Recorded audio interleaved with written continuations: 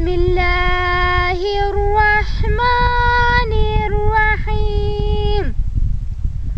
واعتصموا بحبل الله جميعا ولا تفرقوا واذكروا نعمة الله عليكم إذ كنتم أعداء فألف بين قلوبكم فأصبحتم بنعمته إخوانا وكنتم على شفا حفرة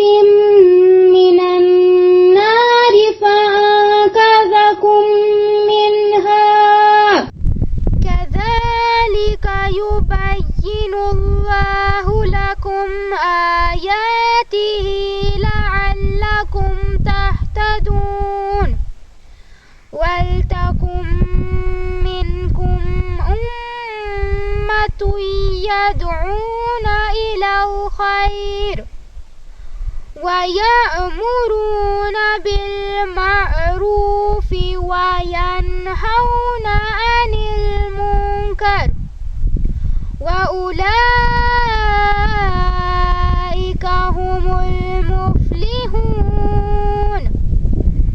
صدق الله العلي العظيم.